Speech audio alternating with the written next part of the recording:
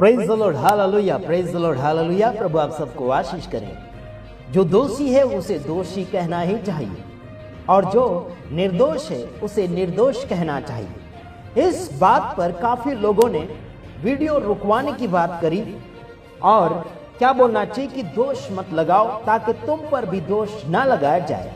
काफी लोगों ने बहुत सी बातें इस वचन के साथ छेड़ी थी, जैसे कि मत्ती रचित सुसमाचार उसका 7 अध्याय उसका 1 वचन। उस वचन को लेकर काफी लोग वचन को प्रकट करने वालों को रोकने के लिए कोशिश किया।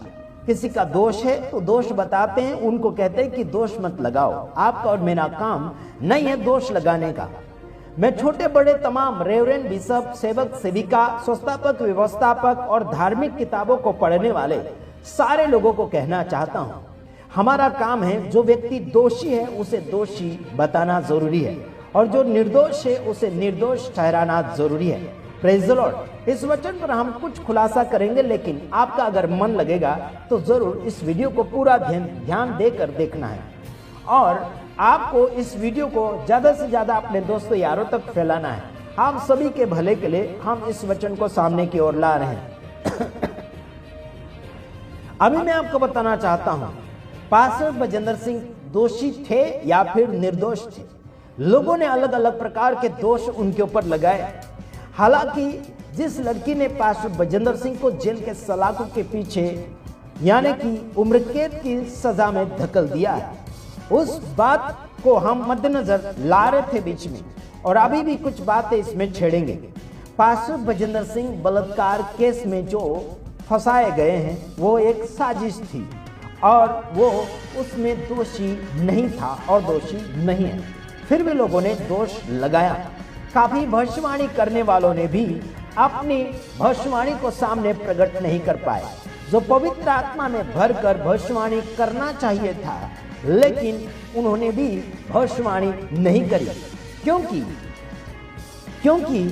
क्योंकि वो आत्मा में बात नहीं कर पाए और सच्चाई बताने के लिए उनके पास दम नहीं रहा। बहुत से ऐसे भविष्यवक्ता है, जैसे कि रमन हंस, पंजाब के अंदर रमन हंस है, उसने भी पास्टर बजेंद्र सिंह के लिए भविष्यवाणी नहीं करी। ये जो कंचन मित्तल या ऐसा कुछ है ना, उसने भी भविष्यवाणी नहीं करी। सच्चाई क्या है उसके विषय में भविष्यवाणी नहीं करी, केवल इन्होंने प्रार्थना रखी है ना। अंकुर नरोला ने भी प्रार्थना करी, भविष्यवाणी नहीं करी। क्या सच है क्या झूठ है, उन्होंने कोई भविष्यवाणी नहीं करी। और बहुत से ऐसे कुछ वक्ता लोग हैं जो भविष्यवक्ता, उन्होंने भविष्यवाणी नहीं करी। कुछ लोगों ने जो भविष्यवाणी करी थी उनकी सारी भविष्यवाणी झूठी निकली। कहते थे कि पास्टर बजेंद्र सिंह ये महीने में आ जाएगा, 3 दिन में आ जाएगा, 3 महीने में आएगा, 2 महीने में आएगा, अभी आएगा तभी आएगा, कह रहे थे। लेकिन सारी भविष्यवाणियां झूठी निकली और जिन जिन लोगों ने प्रार्थना करी है इनकी प्रार्थना भी सफल नहीं हुई। समझ रहे, जिन जिन लोगों ने दावा और वादा किया था कि पास्टर बजेंद्र सिंह के लिए हम हेल्प करेंगे, ऐसे करके उन्होंने हमारे सामने वादे करे थे, उनके वादे भी झूठे निकले। ये सब लोग झूठे निकले। आइए हम कुछ और बताना चाहते हैं। जितने भविष्यवाणी करने वाले, जितने प्रार्थना करने वाले पास्टर बजेंद्र सिंह के पक्ष में, ये सब फेल हो चुके हैं। क्यों फेल हो चुके हैं? क्यों फेल हो चुके हैं? आइए हम कुछ और बातें फरमाना चाहेंगे आगे। आइए देखते हैं वचन, सुनिए। दोष मत लगाओ कि तुम पर भी दोष न लगाया जाए। सुना आपने? दोष मत लगाओ ताकि तुम पर भी दोष ना लगाया जाए। सुन रहे हैं आप? हेलो, सुन रहे मेरे तमाम भाइयों बहनों? सुन रहे कि नहीं सुन रहे? दोष मत लगाओ ताकि तुम पर भी दोष ना लगाया जाए। जो व्यक्ति दोष लगाता है उसके ऊपर दोष लगाया जाता, लेकिन कैसे? अगर समझो कि किसी व्यक्ति ने चोरी नहीं करी और उसके ऊपर दोष लगा रहे हैं, तो वो दोष लगा रहे हैं उनके खिलाफ में झूठा दोष। समझ रहे? अगर उसने दोष यानी कि दोष किया, यानी कि उसने चोरी की है, अगर उसके ऊपर दोष लगा रहे हैं तो यह सच्ची बात है। Praise the Lord. समझ में आता कि नहीं आता मेरे भाइयों बहन? अगर गुनाह किया ही नहीं फिर भी उसके ऊपर गुनाह डाल रहे हैं, वो फिर दोष गलत। गलत लगाओगे तो गलत होगा, सही करोगे तो सही होगा। अगर समझो मैंने गुनाह किया ही नहीं और आप मेरे ऊपर गुनाह डाल रहे हो तो फिर आप गुनहगार हैं। सामने वाले आप गुनहगार हैं। अगर मैंने गुनाह किया तो गुनाह लगाओ मुझ पर, दोष लगाओ, कोई हरकत नहीं, कोई टेंशन नहीं। समझ रहे कि नहीं मेरे भाइयों बहन? हेलो, समझ रहे कि नहीं? सही रीति से समझो। गुनहगार है उसे गुनहगार बोलो, जो निर्दोष है उसे निर्दोष बोलो। जानबूझकर दोष के ऊपर दोष लगाते चले जाओगे तो फिर आप गुनहगार हैं। कई लोगों ने बोला कि दोष मत लगाओ। अरे भाई, जो दोषी है उसे दोष तो लगाएंगे ही, जो निर्दोष है उसे निर्दोष कहा जाता है। समझ रहे मेरे भाइयों? अगर मैं आपको बोलूंगा आने वाले दिन में कुछ लोग और प्रोग्राम करने वाले हैं, समझ रहे? मसीह समाज के लोग बहुत से ऐसे प्रोग्राम करते हैं जो गलती करते हैं, उनके खिलाफ में हम बोलते हैं कि कहते हैं कि दुनिया के लोगों को प्रभु में लाने के लिए सब कुछ कर रहे हैं। तो गलत करके तुम लोग अच्छा दर्शाना चाहते हो, ये बाइबल के खिलाफ में बिल्कुल नहीं कर सकते। समझ रहे? अगला वचन अगर हम देखें मत्ती 7 का दूसरा वचन, हाँ, क्योंकि जिस प्रकार तुम दोष लगाते हो उसी प्रकार तुम पर भी दोष लगाया जाएगा, और जिस नाप से तुम नापते हो उसी से तुम्हारे लिए भी नापा जाएगा। ये शिक्षा की बातें आई है, ये दान और दशमांश की बात नहीं आई है। समझ रहे मेरे भाइयों बहनों? कुछ लोग इस वचन को दान और दशमांश में जोड़ लेते हैं। जितना आप दोगे, जिस नाप से दोगे, मतलब जो भी दोगे उस हिसाब से तुमको भी दिया जाएगा, ऐसे कहते हैं। ये शिक्षा की बात आई है। जिस रीति से तुम इंसान को शिक्षा दोगे, जिस रीति से आप उसको हैंडलिंग करोगे, उसी रीति से आपके लिए किया जाएगा। क्योंकि जिस प्रकार से तुम दोष लगाते हो उसी प्रकार से तुम्हारे ऊपर दोष लगाया जाएगा। समझ रहे? हेलो, समझ रहे कि नहीं समझ? जैसा तुम दोष लगाओगे वैसा तुम्हारे ऊपर भी लगाया जाएगा, है ना? जैसा लगाओगे वैसा। अगर किसी को गलत साबित कर रहे हैं तो वो सबूत होना चाहिए। समझ रहे? और किसी को निर्दोष बनाना चाहते, निर्दोष साबित करना चाहते, वो सबूत है ना मेरे भाइयों बहनों? अगर आपकी आंखों का ही कचरा आप साफ नहीं कर सकते तो दूसरे का कचरा कैसे साफ करो?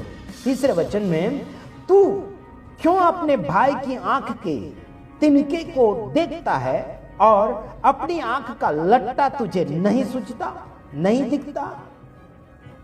यहां पर कहा गया कि क्यों अपने भाई के, यानी कि तिनके मतलब जो कचरा होता है ना, जो चिपड़ी होती, क्या सफेद सफेद आंखों में जो होता है, सुबह सुबह जब आप उठते हैं, नींद से जब बाहर आते हो, तब उस समय में आंखों में कचरा होता है, छिलके होते हैं, उसे साफ करते हैं, तब जाके आंखों से अच्छा दिखता है।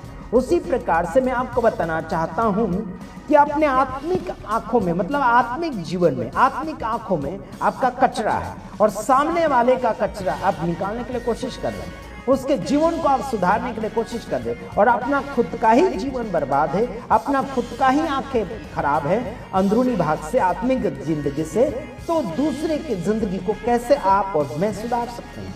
क्या अपना नहीं समझता आपको और मुझे? क्या आपका और मेरा अंदरूनी भाग आपको अनुभव नहीं होगा कि क्या सच में सच है या झूठ है? हेलो, क्या सच में सच है या फिर झूठ है? वो अंदरूनी भाग से आपको अनुभव होना चाहिए, महसूस होना चाहिए। क्या आप अंदरूनी भाग से सच हो? क्या आपके आत्मिक आंखें खुले हैं, साफ सुथरे हैं? तो ही सामने वाले के आंखों को साफ कर सकते हैं। Praise the Lord. समझ में आया अभी? बस इतना ही। दोषी है तो दोषी कहना जरूरी है, गलत है तो गलत कहना जरूरी है, सही है तो सही कहना जरूरी है, गुनहगार है तो गुनहगार है कहना जरूरी है। अपना समझकर ढांकने के लिए कोशिश मत करना। अपना हो या फिर पराया हो, उसका पर्दाफाश करना जरूरी है। गुनाह है तो गुनाह है, समझ रहे। बीते हुए दिनों में गुजरात की धरती पर हमारे ऊपर जो हमला करने के लिए आए थे, जो लीडर बनकर आए थे मसीह समाज का व्यक्ति, वो लगभग 150 लोगों की सेना लेकर मुझे मारपीट करने के लिए लाए थे और उन्होंने पिटवाया भी था और वो व्यक्ति मर चुका है अभी, और उस कारण हम खुश नहीं हैं, समझ रहे। उसकी जिंदगी के दिन घट गए, उसके जिंदगी की जो सेवा बाकी थी वो सेवा अभी नहीं रही। मेरे यार, उसने जो दगाबाजी करी हमारे साथ, हम खुश नहीं हैं, हम खुश नहीं है। वो मर चुका है तो हम खुश नहीं है, हमें दुख हुआ, उस बात का हमें दुख हुआ कि वो व्यक्ति मर चुका है। हेलो, वो व्यक्ति संसार में नहीं रहा, वो व्यक्ति मर चुका, सेवा अभी भीतर भीतर हो रही है। यारों, दगाबाजी करके मरा। सेवकों का गाड़ियों के लिए पैसा विदेश से आया था, वो सारे पैसे वो खा गया था। सेवकों के लिए अलग अलग जगह, अलग अलग राज्य में चर्च बनाने के लिए बाहर से उनके पास पैसे आए थे, वो पैसे भी वो खा चुका था। साथ ही साथ, है ना, लोगों के साथ में उसने बहुत सारी गद्दारी करी। लोगों के पगारे बाहर से आए थे, वो सारे सेवकों के पगार के पैसे वो खा चुका था।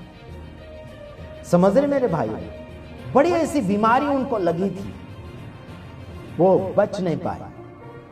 समझ रहे, बड़ी बीमारी लग गई थी उनको, वो बच नहीं पाए। उनके लिए हमने बहुत सारा सुकून सोचा था, लेकिन उन्होंने हमारे साथ गद्दारी करी, उन्होंने हमारे साथ मारपीट करवाई और बहुत सा हंगामा मचा दिया। जगह जगह जगह जगह जगह जगह मुझे प्रोग्राम में बुलाया करते थे लोग, वो सारे प्रोग्राम में उसने रोक लगवाई थी कि आशीष राजकुमार को नहीं बुलाना है, उनको फोन भी नहीं करना, उनके साथ जुड़ना भी नहीं, ऐसे करके उसने ऐलान किया था।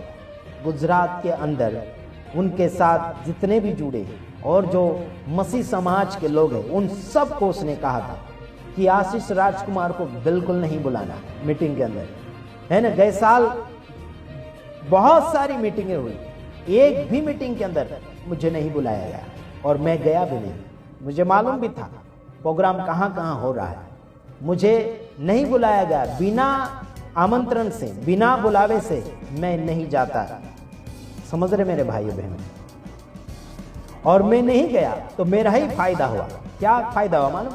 मैं जगह जगह हजारों रुपए दान किया करता था, हजारों यानी कि लोगों तक वहां के प्रोग्राम का वीडियो फैलाया करता था और लोगों को क्या बोलना चाहिए, वहां पर दान डोनेशन दिया करता था। कभी तेल देता था, कभी अनाज दिया करता था, कभी पैसे दिया करता था वहां पर। समझ रहे मेरे भाइयों ने, वो सारे पैसे बच गए और मैं कुछ लोगों को हेल्प कर दिया वो बचे हुए पैसे। समझ रहे मेरे भाइयों बहन, बहुत ही मेरा फायदा भी हुआ है और क्या बोलना चाहिए, घाटा भी हुआ है। लोगों तक संदेश पहुंचाना था, उस प्रोग्राम का जो संदेश होता मेरे कैमरे में तो जरूर पहुंचता लोगों तक, लेकिन उन्होंने वही घाटा किया, उनकी गलती। प्रभु ने उसकी जिंदगी रोक दी, समझ रहे। और संदेश उन्होंने क्या फैलाया कि प्रभु ने ले लिया उसे, उसका काम संसार में पूरा हो गया, ऐसे करके। और कैसे मरा मालूम? बीमार होकर मर गया। समझ रहे, बीमार होकर लोग मरते हैं, फिर बोलते प्रभु का नाम लेते हैं कि प्रभु ने ले लिया, प्रभु ने सेवा उससे जो करवाना था करवा लिया। अरे धोखाधड़ी करके तो सेवा करी, और कैसे प्रभु ले लेगा स्वर्ग में? नहीं लेगा प्रभु। धोखाधड़ी करने वाले लोगों को प्रभु बिल्कुल नहीं लेगा, समझ रहे, स्वर्ग में बिल्कुल नहीं लेगा। बात करते बोलते स्वर्ग में चला गया, प्रभु के गोद में चला गया, प्रभु का महान दास था, ऐसे बोलते हैं। अरे यार, हमारे साथ तो आखिर में वो हाथ मिला नहीं पाए। उन्होंने जो हमारे साथ झगड़ा किया था, हमारे साथ हाथ नहीं मिला पाए, हमारे साथ वो समझौता नहीं किया, ऐसे ही मर गया। कैसे प्रभु स्वर्ग लेगा उनको? हमने तो माफ कर दिया। बीते हुए दिनों में आपने वीडियो देखा होगा, हमने माफ कर दिया उनको, लेकिन उन्होंने हमें ना ही तो उन्होंने माफ किया था और ना ही हमारी ओर से उन्होंने माफी ली थी। हमने दिया जो माफी, वो भी उन्होंने नहीं ली थी, फिर हमला किया था हम पर। हम तो जिंदाबाद हैं, अभी भी देखो सुखी से रहते हैं, आनंद के साथ और खुशी के साथ रहते हैं, जिंदाबाद। प्रभु हम सब के साथ है, फिर चिंता की क्या बात है ना। जो प्रभु से बिछड़ जाएगा, प्रभु उसे थूक देगा और हटा देगा, जिंदगी से भी हटा देगा और स्वर्ग से भी हटा देगा। तो सावधान रहिए, दुश्मन के लिए भी प्रार्थना कीजिए कि वो बच जाएं और हिल मिलकर आगे की ओर बढ़े। प्रभु उन सबको आशीष करे। सबका भला करो, सबका विकास करो, ये हमारा लक्ष्य है और ये हमारा उद्देश्य है।